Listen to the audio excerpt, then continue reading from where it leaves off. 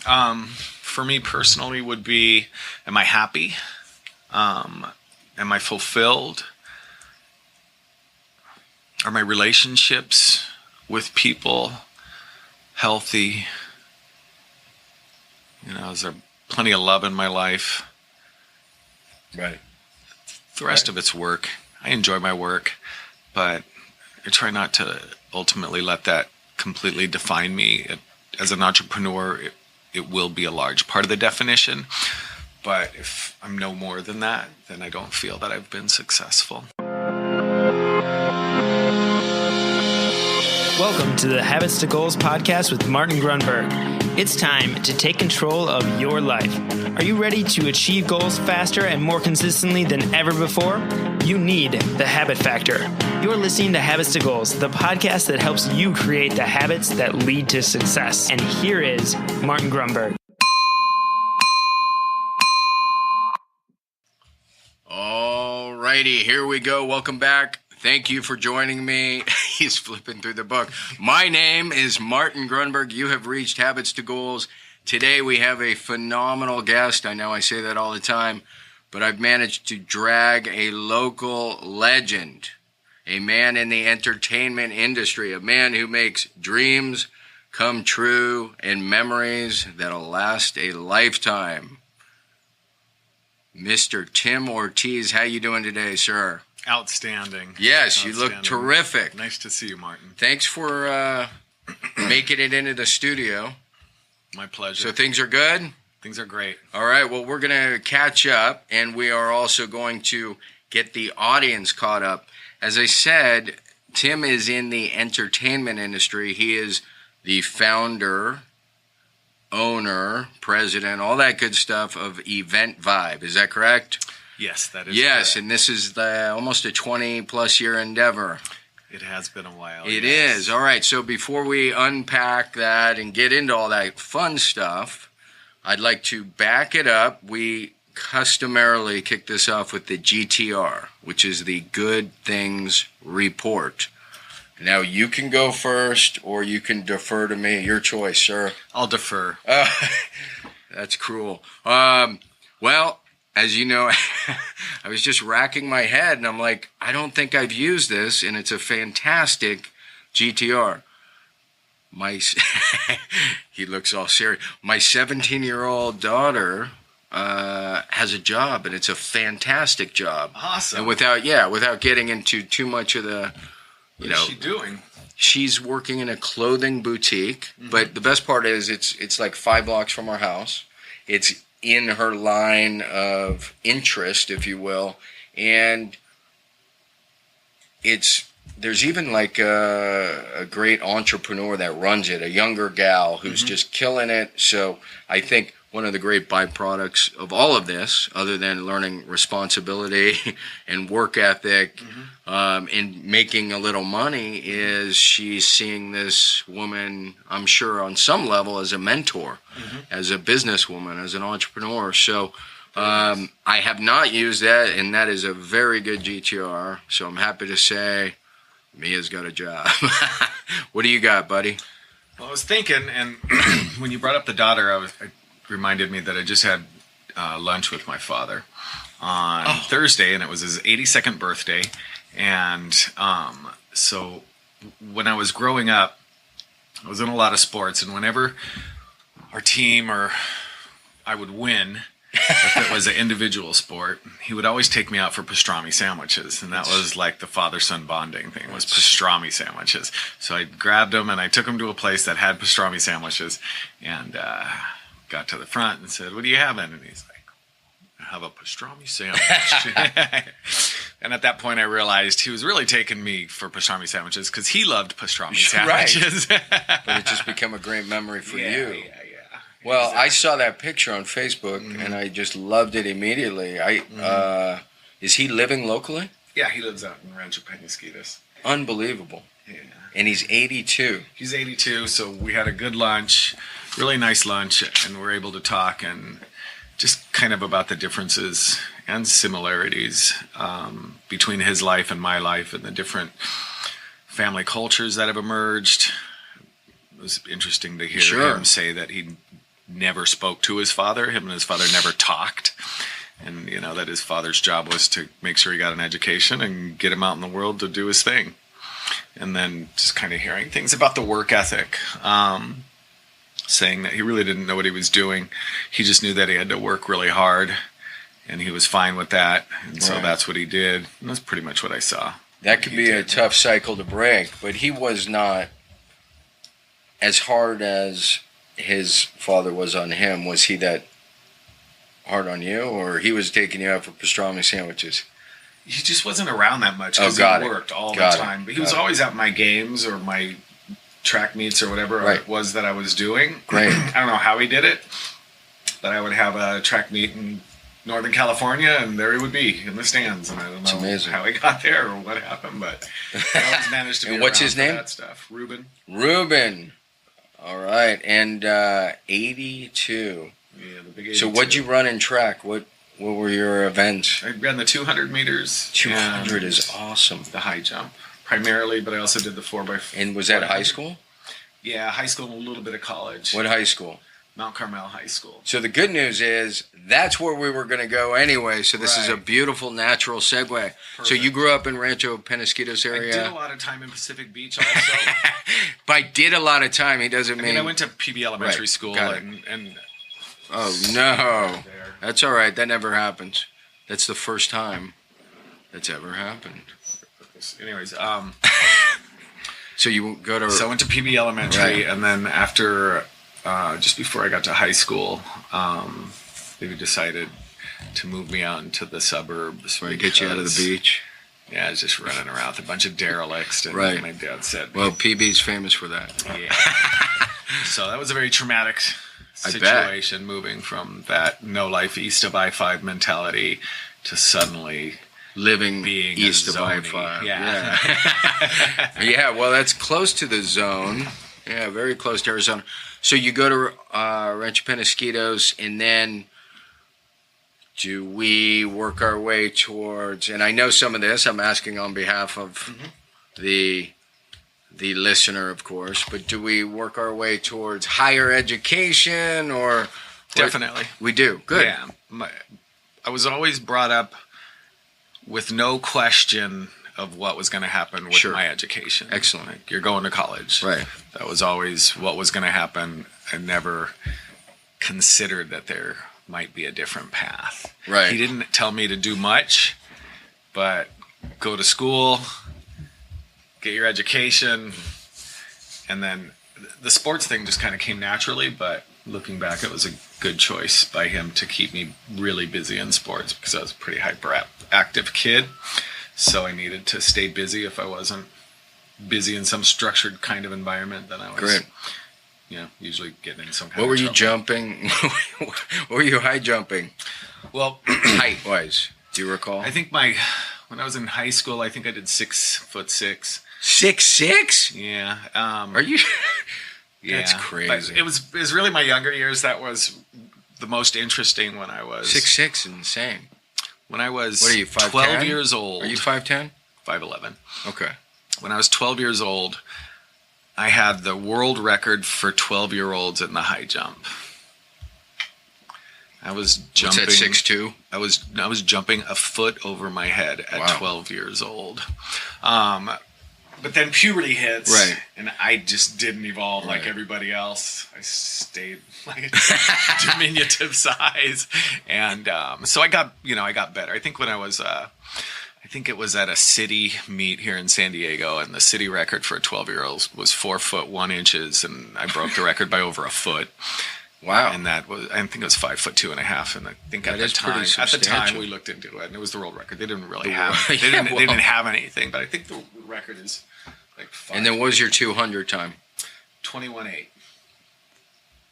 That is smoking fast, baby. Yeah. So you go higher education. Where do you apply? Where do you end up going to school? Well, first I went to Saddleback Junior College because I wanted to surf Salt Creek. Yep. And it was all lefts, and I thought it would be good practice.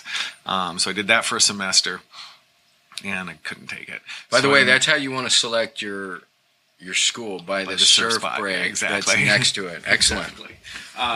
So I moved back to San Diego, moved to Sunset Cliffs, because the Cliffs is always a great place to surf. Yep.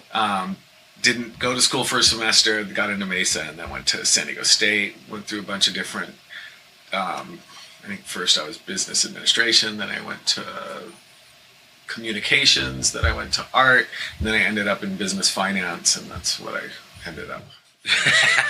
That is quite the journey. Yeah. So, yeah, we're kind of navigating our way through higher ed. And then you graduate.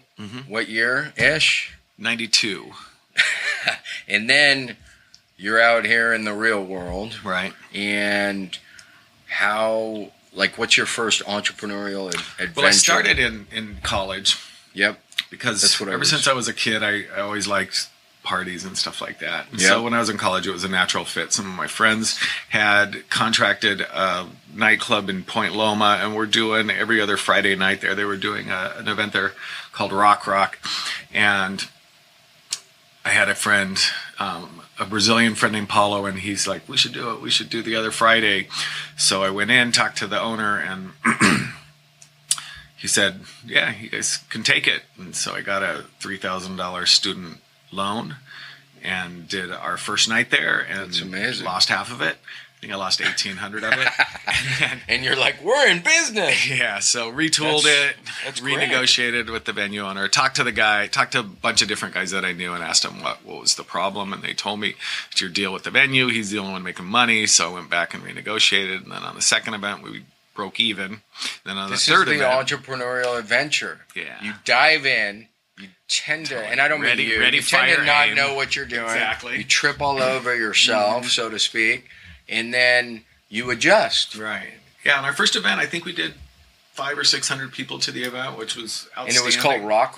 That was the location. location. Ours was called Taxi. Oh, Taxi? Yeah. I remember Taxi back in the day. I don't know if I ever went, but I wasn't that guy. Yeah. But yeah, Taxi. That's funny. Yeah. Everybody was doing that. Yeah, so we did that through college, and then... Why was it called Taxi, by the way? Because we wanted people to take a taxi? No, that was because I had moved around a little bit for a couple of years, went to Europe and went and lived in New York City. And I always liked to go out to the clubs. And whenever you were going out clubbing in New York, you would always take a taxi. And so that just kind of reminded me of like proper nightlife. Now I guess I would have to call it Uber or Lyft. That wouldn't work. But Taxi is genius. I mean, that was very memorable back then. And I just immediately remember that name. That's great. Yeah. So you're doing the taxi thing for how many years? I mean, I started in 89, and then when I graduated from college, the last year in college, I had put together an agreement with a guy who was a commercial real estate broker and who was doing nightlife events for the more mature crowd. Like if you went to their events, it would be like secretaries and stuff. That's what we thought. We were younger. We were in college, so we just figured those were older people. But they were probably like 26 or 27 years old. Single girls and the guys. One of them was Ed Himmelberg. One of John Stinson, one of so those guys, Jim Clayton, and so Ed kept wanting to help me, and so I said, the deal was you can be my partner for the next year, and then when I graduate from college, I want my own nightclub. You put the deal together, because he was a commercial real estate broker, and I didn't know how to do that kind of stuff. Sure. And I said, and then we'll stay partners. And if not, then we'll just split ways. And he put it all together, and so we ended up with a nightclub in La Jolla on Prospect and Girard. And what was that? Was that still Taxi? Yeah. Yeah. Home Taxi. Okay. Yeah. So we did that for 5 years and then sold it. And you guys were 50-50? No, we had a finance guy come in too. Good. And so that was that. And it wasn't a lot of money to be made. You were the promotions guy? Yeah, I was the sweat equity. Right. Wow. Well, that's another great entrepreneurial lesson. Right. Where guys can fill gaps. That's where I learned where I need a more dynamic environment in my life. I can't be in the same place as much as they needed me there. I was there for about 100 hours a week, and it was just way too much for me. And it was it was a fascinating time. I started day trading after that, wanted out, and while I was day trading through the .com boom at the end of the 90s, perfect timing. thinking I was killing it, but right. I guess everybody killed it. You had to be an idiot to lose your money during the .com boom. Rising tide lifts all boats. Right, exactly. That's actually my favorite quote. Oh, no. Darn, now I'm going to have to come up with another one. Sorry. So at the time, the valuations of .coms, nobody knew really what they were or what they were doing. So the valuations were based on the number of impressions their logo was getting in the market. Right. And that's real. Yeah. That was how a .com was valued. So Pets.com. Pets.com went and put their logo on the World Series, then suddenly their valuation went through the roof and the stocks went through the roof. No, they had no and so earnings. that's when I came up with the idea for eventvibe.com was because I was printing a lot of flyers, and I thought, okay, if I can build a website where all promoters in the country, I will list all their events. All they have to do is put my logo on their flyer and send me a copy of it, and I'll post it. And then people can see what's happening all over the country, and I'll be getting all these impressions for our logo, millions and millions, and then I can just sell the company and be a billionaire. Which has happened.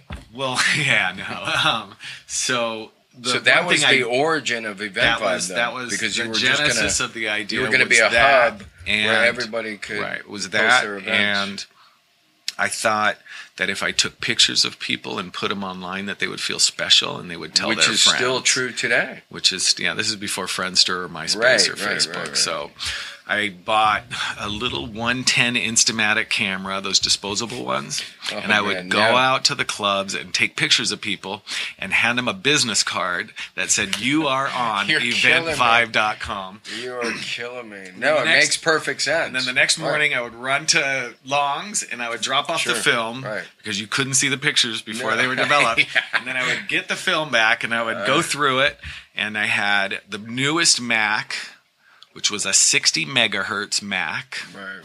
Megahertz. Like a it had a massive 500 megabyte hard drive.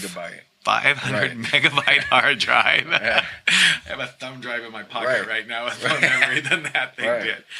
Yeah, so then I would spend about 30 minutes scanning all the photos in and cropping them. So you pick them up at like Save-Ons, and then you scan them right there on Pearl Street in La Jolla, and get them, scan them, and upload them. And so the logo strategy was a failure because promoters, generally speaking, aren't coordinated enough to follow through on something like that, where they don't see a direct benefit, the direct correlation in their revenues, I guess. Sure. So I couldn't get that to get traction, but the photos online thing worked really well. So the traffic blew up.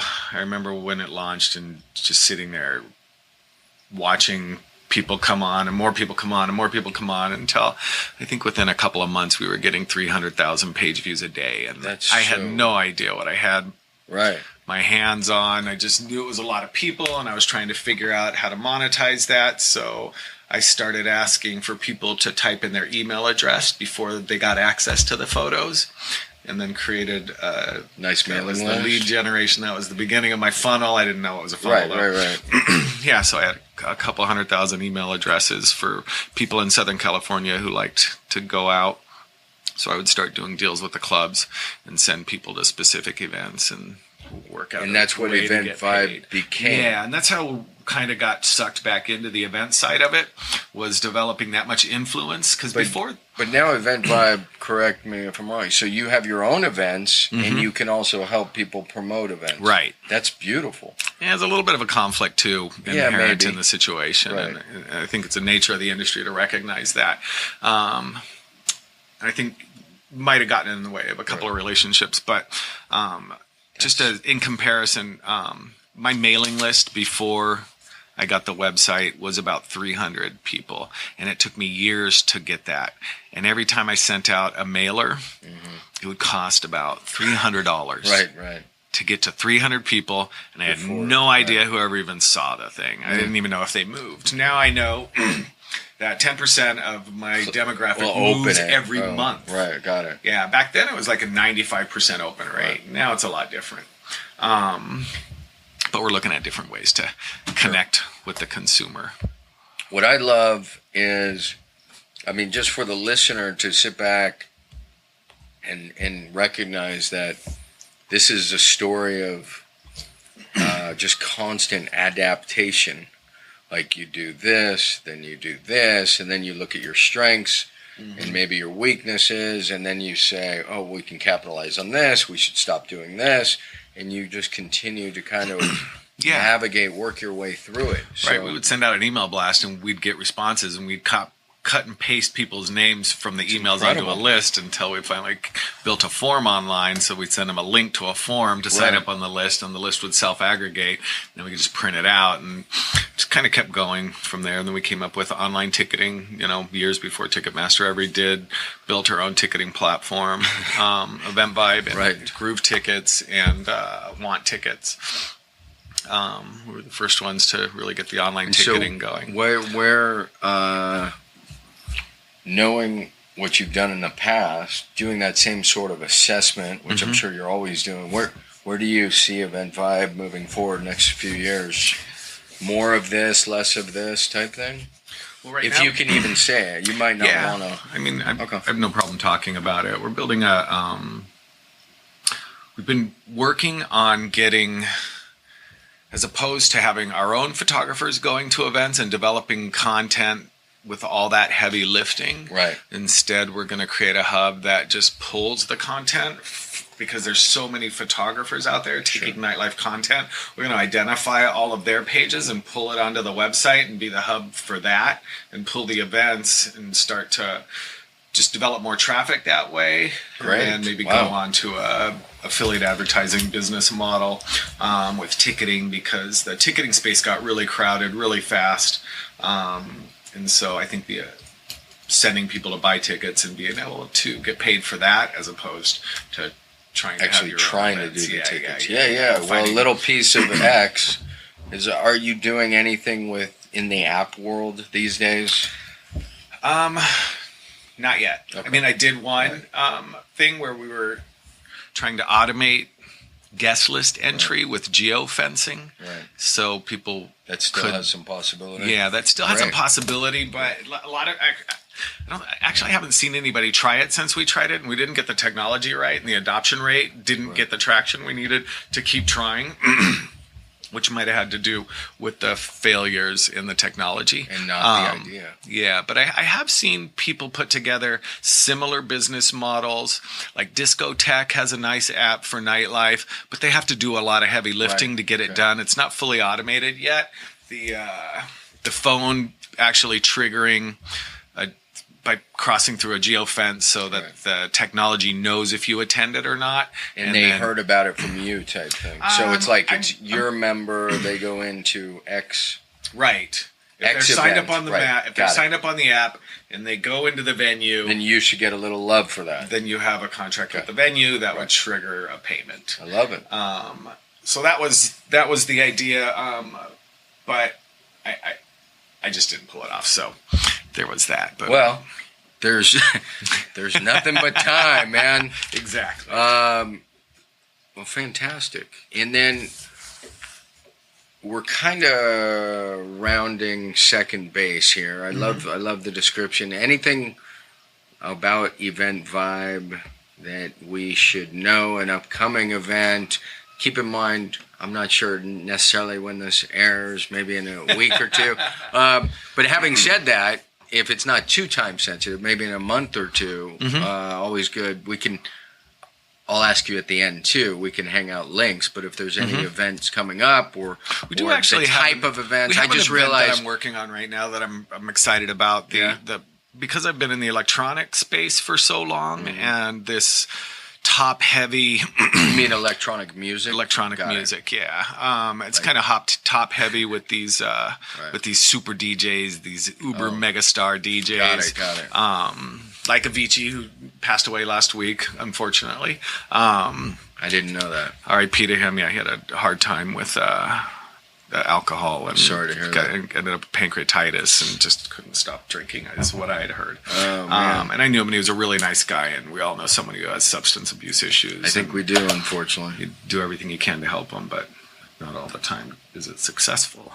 Anyway, so San Diego is a very talented environment as far as DJs and producers goes. I'm just laughing because it's also an environment that's conducive for, I mean, I think people like to have parties here. Maybe it's the environment, maybe it's the weather. There's a strong celebratory environment here. Right. People do well like put. that social component. Like I think it's fairly well branded in our DNA just to get around people and have a good time. And I imagine that's global. I imagine that's worldwide. There's very few places that aren't like that, where people like to get together. People are comfortable around each other. I think it's just as human beings, we're But you were saying that the talent in San Diego, right? Aside from the lake, the talent in San Diego. So when you're doing a show, if you're at the sports arena or something, and you have a big DJ, Calvin Harris or R.L. Grimes or somebody like that, Tiesto, one of the big guys. It's really all about the artist. Right. And so what we're trying to do is we're trying to get together the larger group of local talent who also have a lot of influence. And so we've got a show coming up at the World Beat Center. It's 18 and up. And we've got one strong headliner, Henry Fong, who is not like made it to the top of the mountain yet, but he's on his way. He's a recognized solid talent to mega solid talent. Right. I think he's on Dim Mak. I think he records with Steve Aoki's record label. And then we've got 9 local guys supporting. So we have 2 stages. That's a big show. Yeah, we've got 9 local guys who are excited about it. And where's the show? At the World Beat Center. It's not that large a venue. It's a new experiment. I don't think anybody in the country right now is really trying to create a business model based off of local talent. Right. Everybody's shied away from it. Right. You can't, like on most of the shows in the venues down in the Gas Lamp, you can't put a lot of local talent on it. It's a lot of work. But your point is this is a different format. Right. Where it just might work and it's unique to what Event Vibe is doing. Right. If we can create an environment for the kids where they can come out and have a great show with a lot of people a lot of DJs that they actually have access to. And then one of the guys that is, just beyond their reach. Yeah. That we'll see how that goes. That sounds like everyone's really excited about it. So and what month is this? It's next month. May. And what's it called? It's called Bass. Can we say it on the air? Bass Summit. Bass Summit. Yeah. Oh, I get it. Very tricky. Yeah. So BASS is because of bass music, bass. And that's what all the kids are listening to, the dubstep and the trap music, and so the conflict between the bass and the summit is too different, and then the bass summit is like the summit, the important people of bass music, even though it's just local. So who comes up with a tricky name like that? Originally I did, and it was Bass Camp. Right. BASSCAMP, and I loved it. I thought it was great, and then we put it out and got all the artwork out there, and then I was looking around online, and I was like, oh shit, someone does this in Reno, Nevada. And so I called one of my guys and I sent it to him, and he's all, oh shit, what do we have to do? And I'm all, I don't think anybody will ever find out. Who cares? And the next morning we got an email. Hey, another great entrepreneurial lesson. Hey, we've got that trademark, bro. But I knew the guys, and they know me, and they know I'm not trying to pull a fast one, so I changed it. It wasn't a big deal. Bass Summit works too. We were either going to go with Bass Summit or Bass House. I love it. HAUS. I liked Bass House too. Bass House. Because a lot of the people who like bass music like house music. So it's got a nice. But then we could also have we could have a bass series. We could do Bass House. We could do Bass Summit. We could do all kinds of different things with it. But the point is, you're always being creative. You're always problem solving, and it's constantly evolving. Like you're even at this stage, 20 plus years, you're still looking for new formats, new show types. Even crazy shit like new names. So yeah, we just started a new thing where we're going to be learning a new corporation that is going to be looking at different ways to apply AI to the music industry, predictive analytics and machine learning. And you don't even need to pay the DJs, man. Just roll out a robot. I'm kidding. You actually, there actually has been AI that's created music already. I think you have to have someone involved. I'm not looking for AI to do the performing. It's just more having been in the business for so long. People who have been in the business for a long time and have to make decisions. We make decisions based on our own internal algorithms that from patterns that we recognize with the consumers or in music, and learning how to take my bandwidth, which is limited, it's very finite, and then apply a machine to it. And if we can find the right algorithms to apply the machine learning to, then we can put it onto millions of different data points, data sets, and see what we can come up with. In my mind, it's not that they probably couldn't do it, AI, computer. It's that it would remove part of the artistic element, the improv element, whatever. The human element is probably what I'm trying to say from the experience. And I think at the end of the day, people want producing music. Yeah. Okay. People want to see a face in a DJ. Right. Probably not a robot. Yeah, I think the last. We go through this. The last thing that people really, when we went from cellular film to digital film, people said, it doesn't have the same look and feel. It doesn't quite feel the same. It doesn't look as good. And now there's no more cellular film. It's all digital now. When they went from vinyl music to CDs, there are a lot of people who were saying, that's not going to work. No one's going to want to see it. Now they just show up with a thumb drive and they hold it up and they wave it around like it's a glorious thumb drive, and they plug it in and they rock their set out. But I don't even think the DJ plugs it anymore. I think the tour manager comes up and does it for him. That's so great. Yeah. We're going to take a quick time out here. Perfect. All right, we are back with Mr. Tim Ortiz, rock star extraordinaire, entrepreneur extraordinaire, founder of Event Vibe. So, Tim, before we roll through some of the standard routine questions I like to ask on my interviews, we like to ask here on Habits to Goals. I want to go back to the whole, you were talking about this idea that some of these DJs are like mega stars. Right. How, even with all the success you have and the track record, the longevity in this industry, do you run into challenges getting through to some of the bigger people? Are there any good funny stories you can say without sharing names in particular? And if not, that's cool. I think there's probably something there. Hey, you've done shows with big acts, right? Right. Big egos, right? So is it all mostly super cool, or anything get funny or weird? And how do you reach out when you approach them? Well, you don't go directly to the artist. You go to the agent, of course. And so the agency, back when I started, the only real agency that was out there was AM Only, and that was run by Paul Morris. And so I'm calling the agency trying to get someone on the phone, and I'm nobody, but I want their talent. Sure. I want to bring them to San Diego, and I end up finally getting on the. Finally, someone takes my email and phone call, and it's Joel Zimmerman. And what year is this? Early 2000s. Okay, got it. Wow. Good old Joel. Yeah, and Jay-Z. He's Paul's, I don't know if he's an assistant or what. And it wasn't a very warm and environment to be communicating in. But I finally started to get some talent going my way, and we had good shows for them, so they started making more and more talent available to us.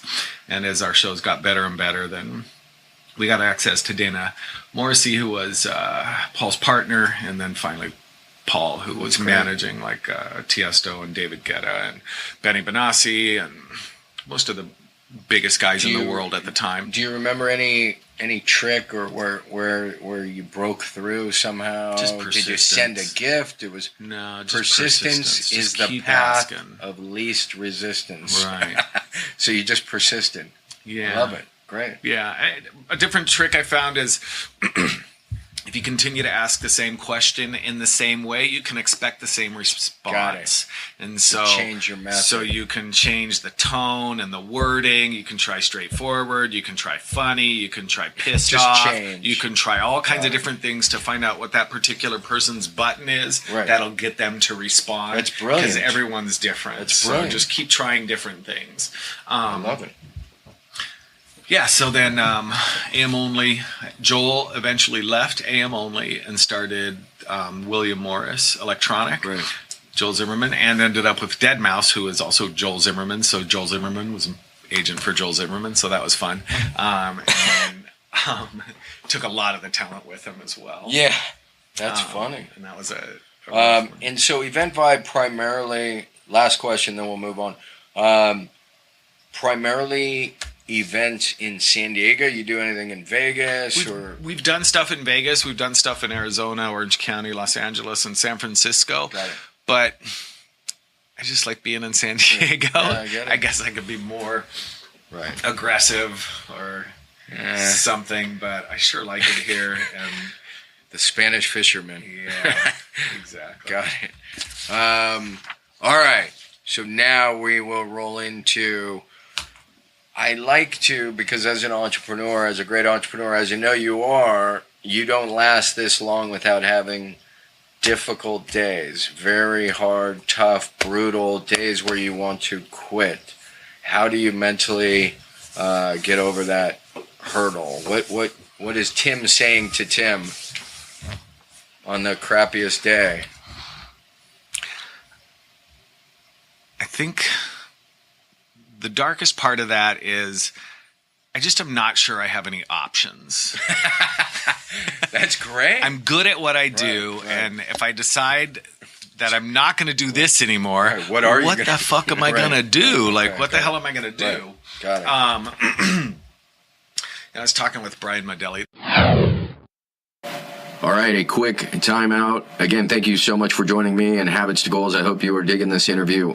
I want to share with you something pretty cool we've just thrown out there. You can catch this either live or recorded. It's a webinar I put on. It's about 60 minutes. It goes through 9 major tips. It gives you background about the habit factor, a little bit about me, and an overview and intro to something we have put together called the 28-Day Breakthrough. Fantastic course. Really, the goal of which is, it's the old, you don't feed a man a fish or woman, you teach them to fish. And so this is built above, beneath, around the habit factor, really gets in depth with mission, vision, values, some great modules around goals in particular, energy, the mastery mindset. Those are modules that are included. Anyways, check it out. All you have to do is go to thehabitfactor.com/28. That's the number 28 day, D-A-Y webinar. That's thehabitfactor.com/28-day webinar. You can get the info, sign up, and hopefully we'll see you on the inside. And with that, let's get back to this fantastic interview. Cheers. The other day, and we were talking about this specifically, and we were just talking about the grind and like some of the more redundant, less colorful and stimulating tasks that we have to do over and over and over and over again. And he shared with me, he said, you know, when I think about that stuff and it starts to drag me down a little, I remember that I'm the best at that thing. Wow. And that no one does it as well as I do. And even if it's not like knocking home runs in front of 50,000 people, that one thing that I can do over and over and over and over again to make my business successful, there's no one really better than me at that.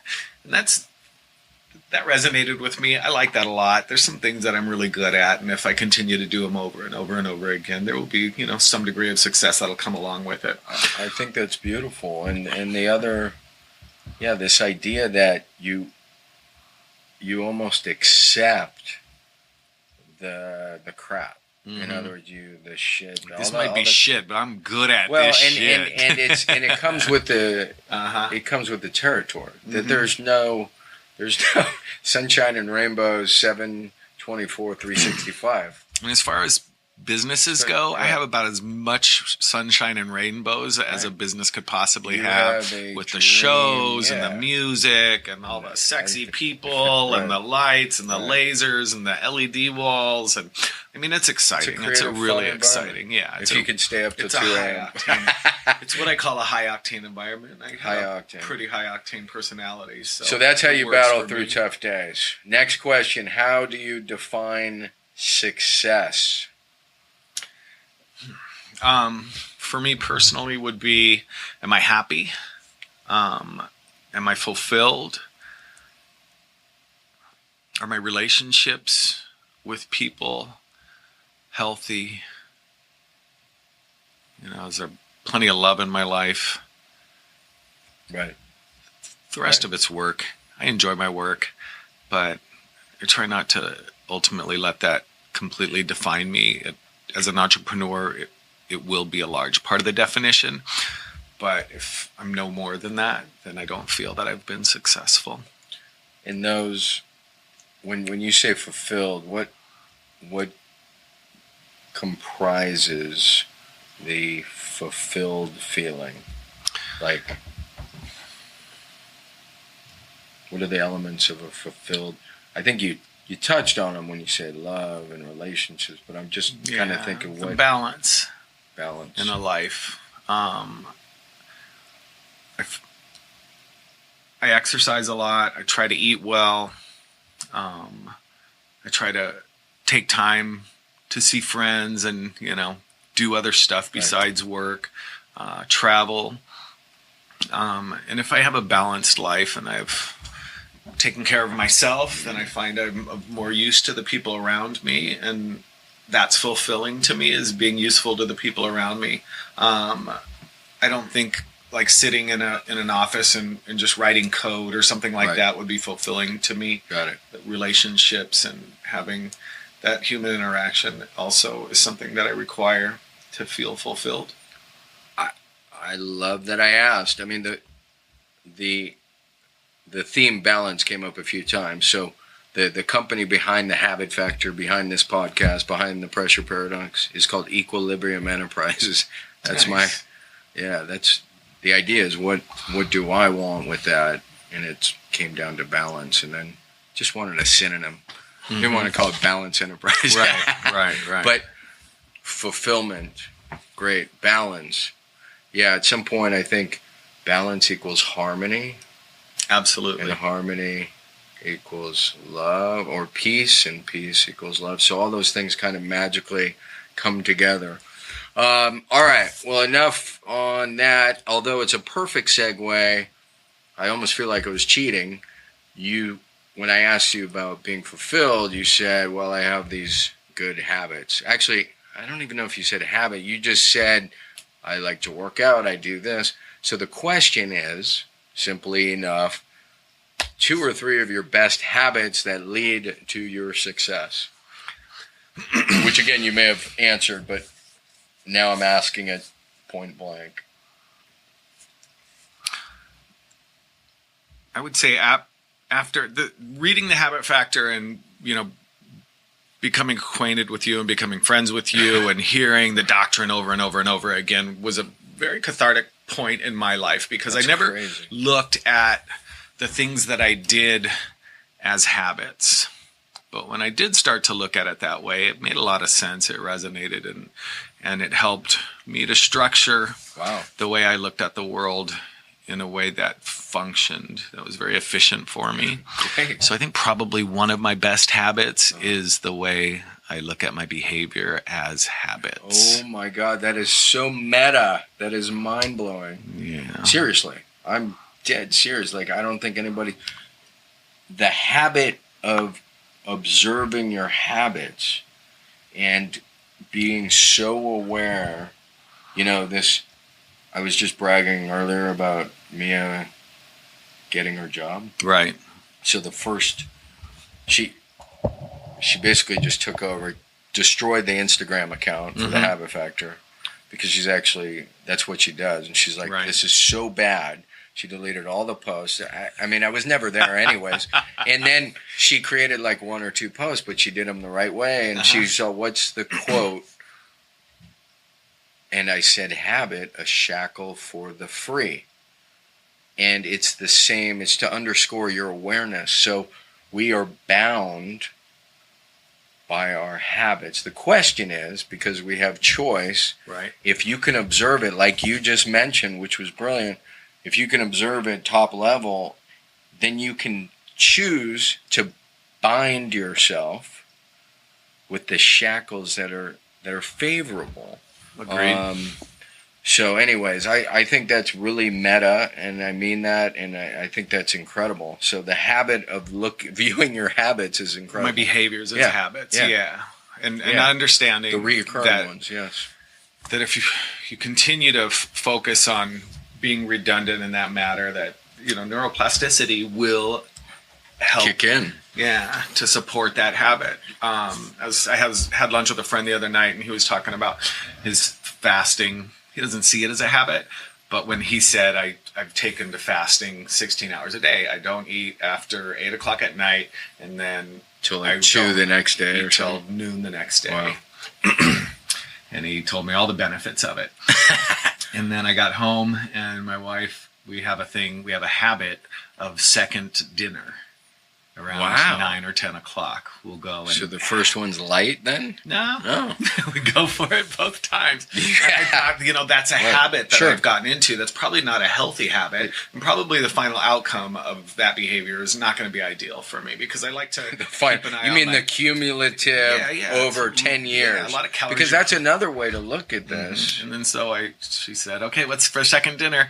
I said, I think I want to not do second dinners anymore. And in my head, I'm thinking, I want to develop the habit of not eating after dinner. Right. And that's the way I'm processing it in my head. And so I've got one down. That's amazing. We'll see. No, look, you're so heightened. I didn't know. I mean, you're incredibly physically fit. You look 20 years younger than you are. So obviously you're very aware of habit, but I didn't know you were that aware. And yeah, the idea in my mind is, I think of it, it's like a constant recording device I wrote in the Habit Factor. So whatever you do, you, me, the listener, it's being recorded. And then if you do it again, 100%. It becomes easier, quicker, faster, and it's more subtle. So this is why, one of the great Chinese quotes is, habit is a cobweb at first and a cable at last. And so you smoke one cigarette, not a big deal, but something somewhere is listening, and then you do it again, and then of course there's the nicotine, which is an addictive substance, but you add it all together and it doesn't matter. It's a habit accelerator. It is a habit accelerator. That's a great one. So I'm blown away. I didn't realize, and I should have, how sensitive and aware you are to habit. So I'm glad I asked that question, even though that's a standard patented question. It's a fantastic guiding principle in life, and has helped me a lot. And with the people that I work with the young adults that I work with, I definitely bring it up a lot, and I talk to them about their habits. And when I do talk to them about their habits and how these things are gonna resonate in their life, I can see in their eyes that they get it and that there's impact. Oh, good. Yeah. Because I don't know if I was 20, I would necessarily get it. I don't know. Yeah, maybe when I was 20, I I wouldn't think I could be shackled by habits. I really believed that my free will was instantaneous and sustainable. Like, if I decided this on one day, then I could just decide that, and that's the way my life would be from then on out. And I could make any change at any time and stick to it. But it didn't really turn out that way. I don't think you... the beauty is we always can make that change. It just becomes so much harder. It requires if you just effort because there's an emotional struggle that comes along with it. Yeah. Because the previous habit is tugging. It's so at strong. Your emotional cortex, and it's saying, "Do this, do this," and you're like, "Well, I've consciously decided not to pursue that behavior anymore. This behavior." So you just got to get over the hump of that emotional tug that's trying to pull you back into your old habit. But once you create the new habit, then it's a lot easier to stick It's a with that. lot easier. Yeah. Another quote, Yeah. something like it's a Yiddish proverb: "Bad habits are it's like hard to get out of." Oh my God. Something about a bed, easy to get, like a comfortable bed, easy to get into and hard to get out of. That's Bad it. habits are like a bed. Yeah. Easy to get into and hard to get That's out it. of. Yeah. A Yiddish proverb. So usually, and I know you're probably not going to believe this, we never spend this much time on habit, but it's working. So thank you. There's the other proverb. The bad habits are like a stage 5 clinger, easy to get into but hard to get out of. I have not heard that one. That's a good one. I got a stage 5. Yeah. I like that, though. That's funny. So you just killed, because the next question, I asked you about good habits. The next question is, and this is how good you are, the next question is any bad habit you're trying to get out of. You answered both with your second dinner, the bad habit and the good habit, unless you want to mention any other bad habit you're trying to change. When I go out, I'll still have cigarettes. When I'm out, that is something I should probably not do. No judgment here. That's horrible. There's things in my... I'm not judging you. That's stupid. All right. But generally speaking, right. I don't. Let's see. That's fine. The second dinner you killed it. Good job. And issues, and now I'm just trying to change a smaller habit right now to go to bed earlier, fall asleep earlier, less time watching pointless television. Good, genius. I know how to cure that. Earlier. Throw away the TV. Yeah. The wifey's not going to subscribe to that. No, she's not going to. All right.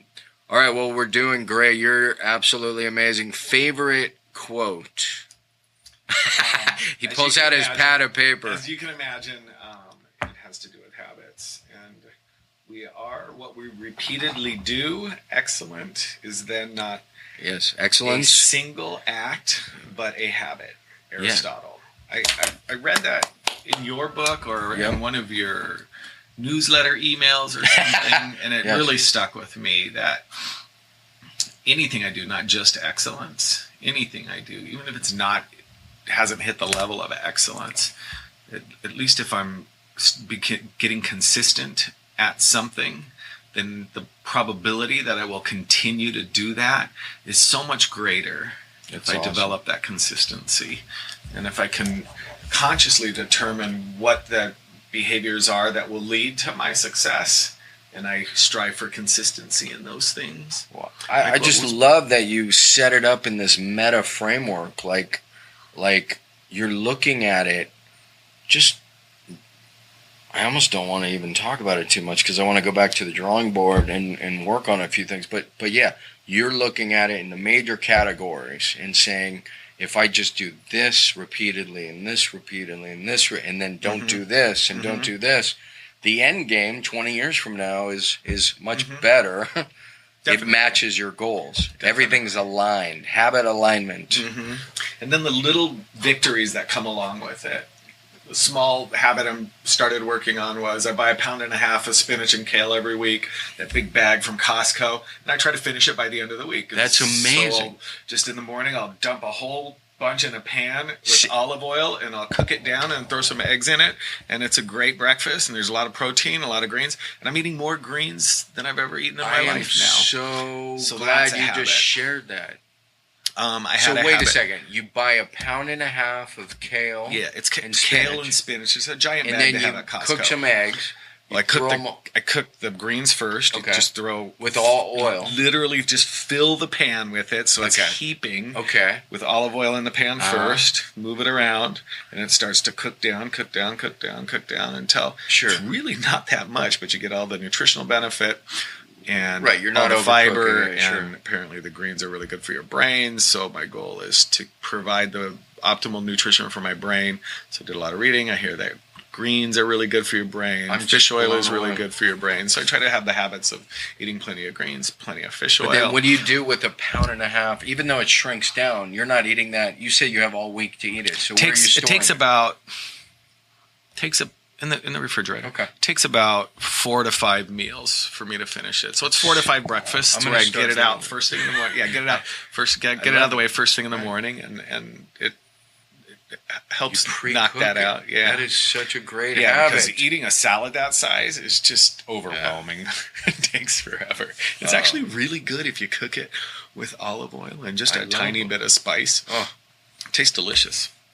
Yeah, it's literally green eggs. I'm sitting here with my jaw dropped.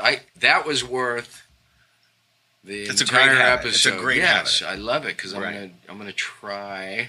There is no try. All right, so we are rounding third. Just a few more questions. Okay. And I will release you. Although you got to stick around.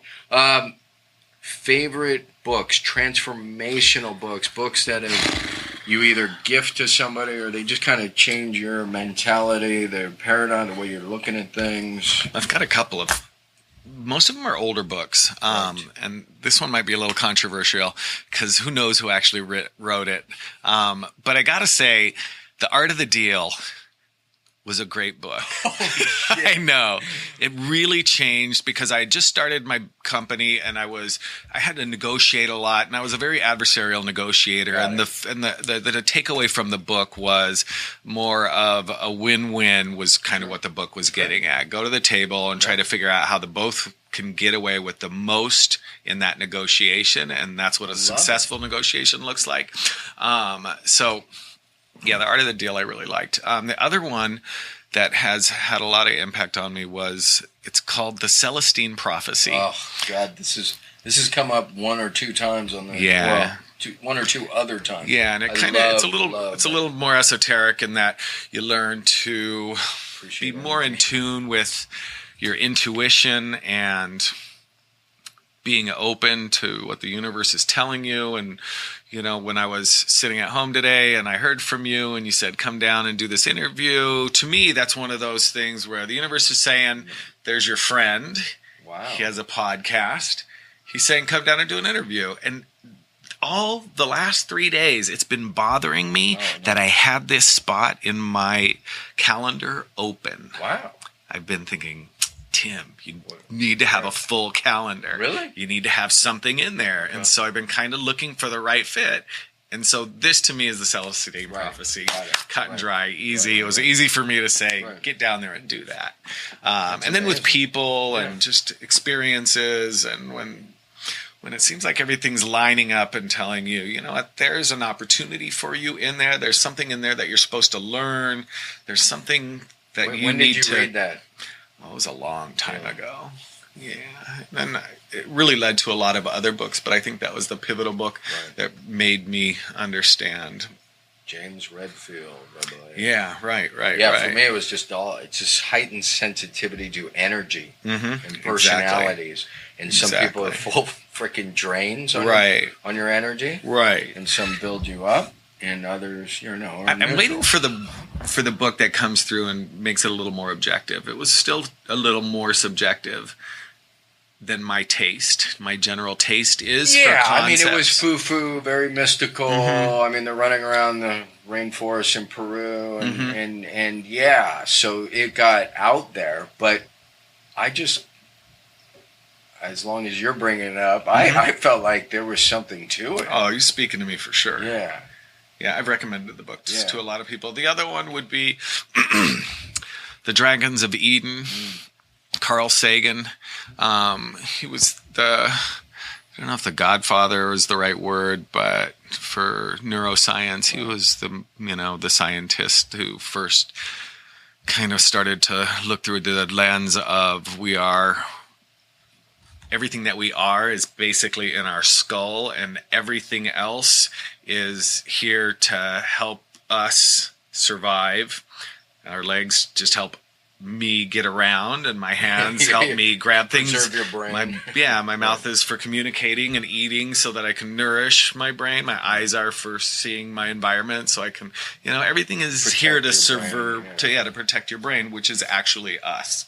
And so then there's people jumping off cliffs. Right. And he also talked about just the difference in the ratio of the size of the cerebral cortex relative to the limbic system, the R complex, and how that puts us at the top of the food chain. Then he talks about the different mammals and the different ratio and size of cerebral cortex to limbic system. He's got the triune brain theory that he subscribes to, which was really interesting. And then the last one that I would have to say is Guns, Germs, and Steel. Jared, what's his last name? Don't know, but I've heard this before. Yeah, he comes up with a very objective analysis of this food chain dynamics as a color of skin, which is a very controversial approach. Sure. And he talks about why the white people seem to have it all. And he breaks it down to the Guns, Germs, and Steel, but he breaks it down to the latitude on the map, and it's just where. If you're like in too hot region. Well, he breaks it down to domesticated agriculture. That man as a species, as an organism, lasted for the first 3 million years as a hunting gathering, and so 100 people took 100 people to feed 100 people. Right. But once they domesticated agriculture, then it took a lot less people, and so now you had other people who came up with, figured out metal, and figured out art, and figured out math, and then society started, and then kingdoms, and you got kings and everything because they needed someone to control everybody. But it's just happened to have where it happened was at a latitude where the skin skin became whiter over time, because that's where you could actually domesticate a crop. So too much sun, no domesticated crops. Not enough sun. It was a really interesting book. It's a really interesting journey. I've heard that a few times. Right. It's just funny that so it's Guns, Germs, and Steel, and somewhere it should be agriculture, Guns, Germs, and Steel. Right. But exactly. Not as good a title. Right. Probably. Great read. Sounds I think you got incredible. a Pulitzer Prize for that book as well. Probably. Yeah. All right. We are almost done. I want to ask you about a favorite app, tech tool, website, something other than your phone itself that you can't get through the day without.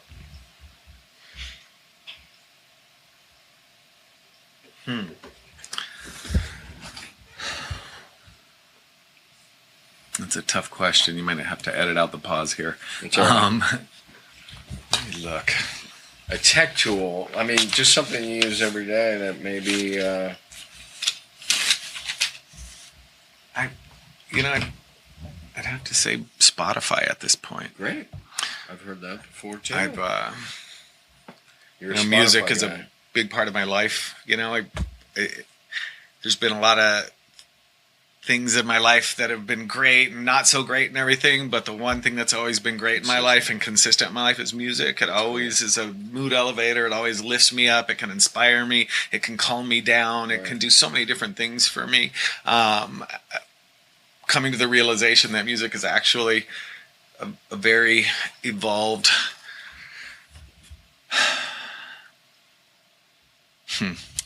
I lost my train of thought. No, that is a very evolved vibration therapy. There you go. Energy. That was like a big step for me with music, because I've been trying to figure out what the hell is music? What is music? Why? Yeah, what is it in relation to your life? Like, why gravitate to it so much? Why is your business been around for so long? And now you're realizing. People. It's a very evolved form of vibration therapy. Vibration therapy. Because the different kind of music can make you feel differently. Wow. Yeah. No, I'm laughing because all of a sudden, for my meditations, that's the I listen to, sitar. Mm-hmm. I posted the other day, I've fallen in love with the sitar. Oh, yeah? OMG. Right. But we'll save that for another day because this is about you. But the sitar, because I was on like a meditation channel on Pandora. Right. And then for the first time after like 6 months, an Indian song came on. And it was this incredible, I was like, what is that? So I like jumped up. I liked it. And then I was like, I wonder if there's any Indian channels. which is like the dumbest question you can ask. So There might be dumber.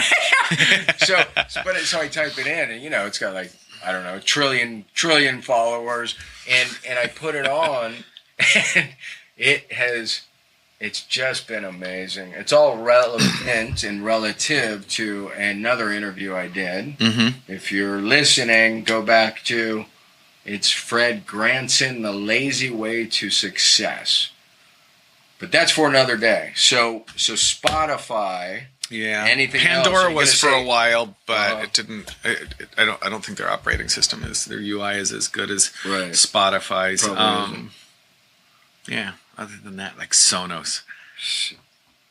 I just love it. It's the home system that goes through your phone, and you can connect any music streaming application to it, including SoundCloud or Pandora. Is that speakers? Yeah. Okay. Basically, that's just you just turn on your home system with your phone. That is worth sharing, and that's what I'm looking for. The speakers connect to your home Wi-Fi system, and your phones connect to the internet, and so it just all communicates, and you can have different speakers in different rooms. That's great. Yeah, I just hit the Bluetooth ones where you have to recharge them all the time. The quality of the speakers is good, so you get a full range of sound, which is important to me. It's amazing.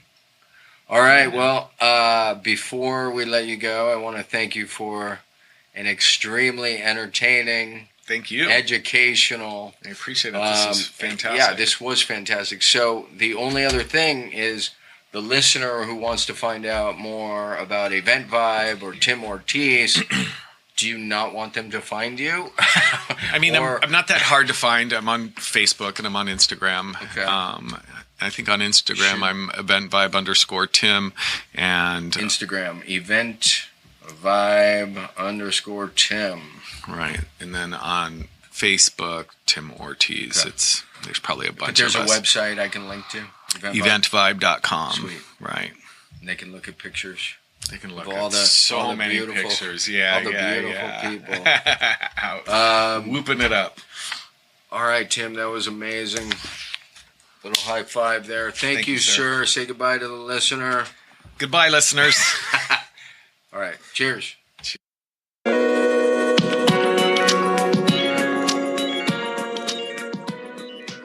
Today's episode is brought to you by Audible.com.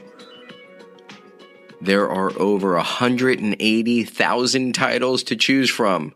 If there's one thing I know, and I think Jim Rohn was the one who said this originally, in 5 years, the difference in your life will be largely based upon two things: the books you've read and the relationships you have fostered.